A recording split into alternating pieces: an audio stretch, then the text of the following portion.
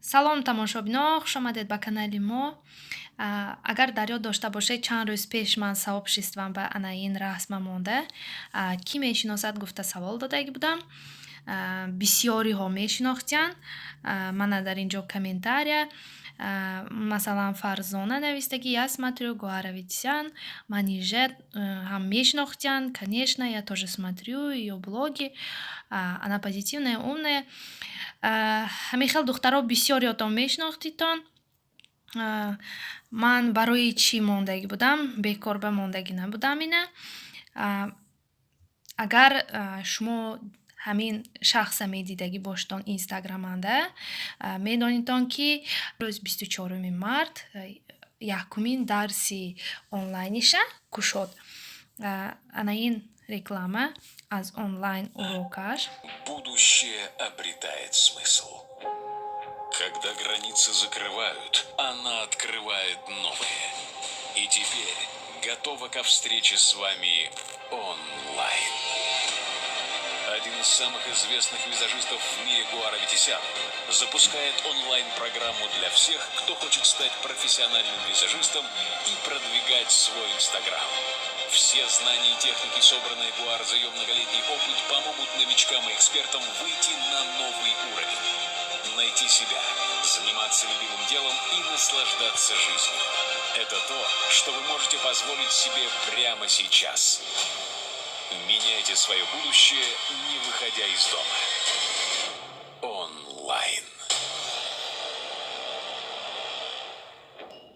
Якумин онлайн уроки Гуаравитян. Ман ин вая пропускат карда натонистам. Ҳамин қадар собитии вая, ҳамин рекламаи дидам ва фикр кардам ки бояд ман ҳаёт ба ягон чӣ хонда аз худ кунам. Шахсоне ки намедонитон, боз як бор мегӯям, ин визажисти номдор, визажисти пешрафта Гуаравитян. Мана имрӯз онлайн уроки мо сар шуд. Анакнун мехонем, ёд мегирем. Мо аввалин бор ресници ва хондама рафтаги манда гуфтам ки ин аввалин не, ин охирин не. Ребят, всем привет! Довольно-таки внезапное вступление. Этого не было в программе, но я не могу с вами не познакомиться ближе. Поэтому прямо сейчас ответьте себе на вопрос, почему вы здесь. Почему вы хотите изменить свою жизнь? И я уверена, потому что вас не устраивает то, что есть. Я начала заниматься визажем, когда была совсем маленькая девочка в 11-12. Ман аллакай якум дуюм дарса ман адо кардам. Зачот навистагӣ, сабз шудагӣ. Анакнун саёмашба мегузарам. Организация рабочее место.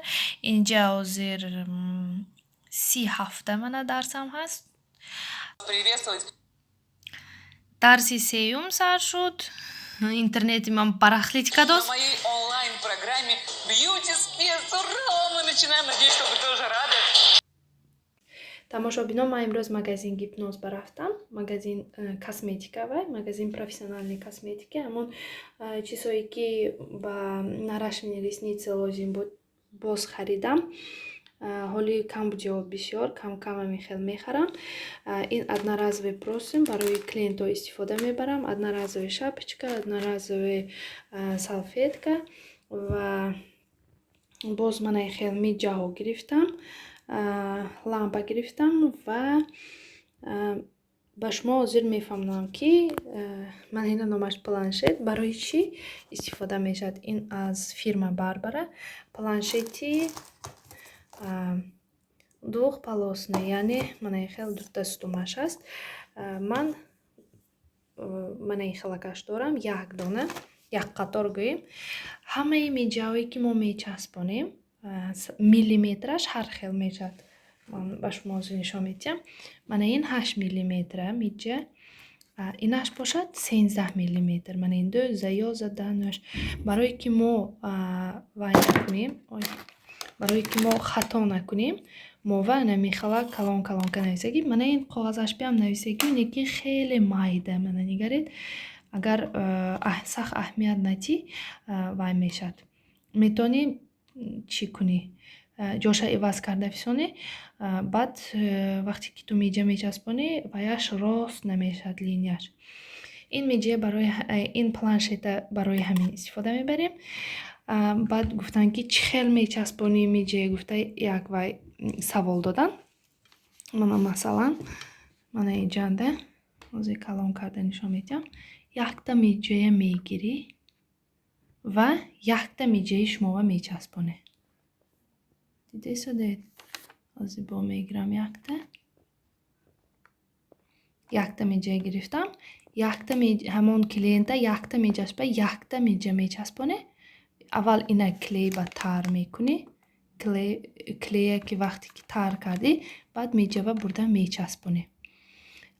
ин номаш классика мешавад. Агар ҳар якта миҷи клиент ба анами хел дутаи миҷа часпонӣ, 2D, сетаи бошад 3D, анами хел мешавад. боз дар бораи вай гуфтам шумова. планшет ман дар инҷо бо миҷа харидам. мана ман ин миҷаҳои люксери, миҷаҳои нақстар, микса маънош ҳамин ки дарунаш ба аз 7 миллиметр сар карда то 13 миллиметра миҷа аст. ман кушодагиша шумова нишон диҳам. 7 миллиметраш бориктар ва калта, 13 миллиметраш аллакай дароз. ина номаш микс мешавад, барое ки дарунаш ба якчанд намуд ваҳо ҳаст. миллиметраш ҳар хела. Агар масалан 7 миллиметр то охираша миллиметр бошад, ин ҳамон микс намегӯем. мана инаш бошад аз дигар фирма премиум. ин микс не, ҳамаша дарозиш як хел. ҳамаша дарозиш ҳозир мегӯм чанд. ҳамаша дарозиш 13 миллиметри. 13 миллиметри ин хело ҳам миҷаи дароз ҳисоб мешавад. ҳаст инсоное ки аз ин дарозам истифода мебаранд, лекин барои ман ин хеле дароз. ҳозир ба шумо нишон медиҳам. мана инҷа хеле майда менамуду, лекин агар мечаспонед миҷаи дароз. ман ина клиент ба истифода намебарам, барое ки ин миҷаи ғавз. материалаш ғавз 15. ҳозир дигараша шумова нишон медиҳам. мана ин фирма Enigma, миҷаи фирма Enigma, инаш фирма премиум. ҳозир ҳардуша ваяша мебинем. фарқаша. дӯстони азиз, мана ин фарқи ду миҷая бинед. мана ин миҷаи Enigma-е ки як пачкаш 1300 рубл меистад. ана ин миҷаи премиум ки як пачкаш ба фикрам 500-700 рубл меистад. ҳардушам дарозиш 13 миллиметри. ҳардушам дарозиш 13 миллиметри, лекин ғавсиш ин миҷаи якум, мана ин премиум ғавз, инаш бориктар. ва нигаред чӣ хел миҷаи қиммат, хушрӯ. қаташам хушрӯ, қат шудаги мана ин. ва ваяшам ҳамин хел худи миҷаи худи инсон бо ин.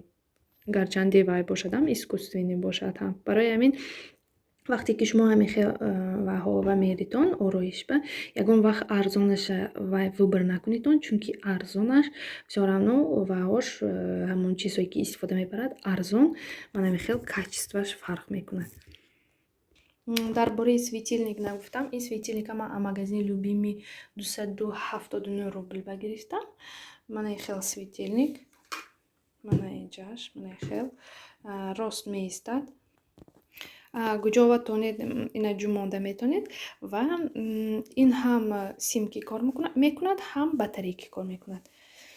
барои ҳамин гирифтам ки гуфта намешавад ягон ҷо ва лозим шавад батарейки кор мефармом. ана ҳамин буд имрӯза хариди мо. ва подписчикои азиз, чанд кас гуфтанд ки каналатон бисёртар дар бораи ҳамин хел ороишӣ кунед, дар бораи ҳамин чизо фаҳмонед.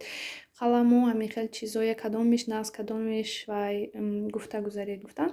агар шумо розӣ бошедон навистон влогамо байнаш ба ҳамин хел чизҳои маълумотӣ мегӯям.